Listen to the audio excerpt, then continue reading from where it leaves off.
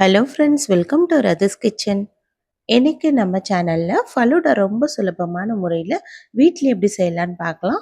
இந்த ரெசிபி எப்படி செய்யலான்னு பார்க்குறதுக்கு முன்னாடி நம்ம சேனலை சப்ஸ்கிரைப் பண்ணிவிட்டு பாருங்கள் ஃப்ரெண்ட்ஸ்.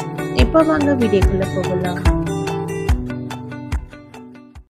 ஃப்ரெண்ட்ஸ், இந்த ஃபலூடா செய்கிறதுக்காக இப்போ நம்ம ஒரு பாத்திரத்தில் கொஞ்சமாக தண்ணி சேர்த்துட்டு இப்போ இதில் சேமியா நான் கொஞ்சமாக சேர்த்து வேக வச்சு எடுத்துக்க போகிறேன்.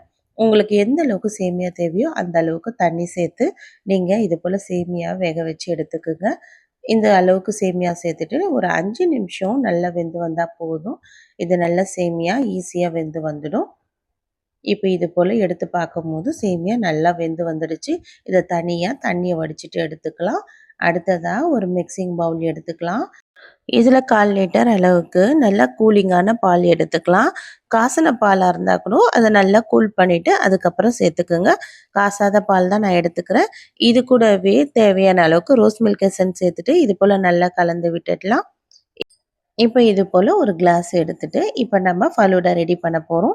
இப்போ 10 நிமிஷத்துக்கு முன்னாடியே சப்ஜா விதையை நான் ஊற வச்சுருக்கேன். அந்த சப்ஜா விதையை எடுத்து ஒரு 2 ஸ்பூன் அளவுக்கு சேர்த்துக்கலாம்.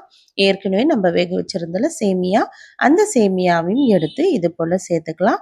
சேர்த்துட்டு இப்போ இது கூடவே நம்ம ஃப்ரூட்ஸ்லாம் சேர்க்க போகிறோம். உங்களுக்கு இந்த பொருள் எல்லாம் எந்தெந்த அளவுக்கு நீங்கள் சேர்த்துக்க விருப்பமோ அந்தந்த அளவுக்கு கூட குறைய நிறைய சேர்த்துக்குங்க. இது கூடவே 1 டேபிள் ஸ்பூன் அளவுக்கு ஆப்பிள், அது கூடவே மாதுளம்பழம், உங்களுக்கு என்னென்ன பழம்லாம் சேர்க்க விருப்பமோ அதெல்லாம் நீங்கள் ஆட் பண்ணிக்கோங்க. ஆட் பண்ணதுக்கப்புறமா இது கூடவே கொஞ்சமாக ரோஸ் மில்க் எசன்ஸும் சேர்த்துக்கலாம்.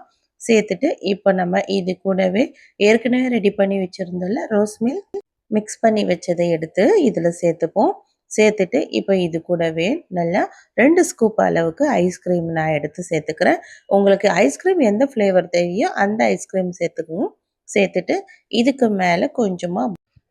மேலே நமக்கு தேவையான நட்ஸ் எல்லாம் சேர்த்துட்டு சர்வ் பண்ணால் நல்லா சூப்பரான ஃபலூடா ரெடி.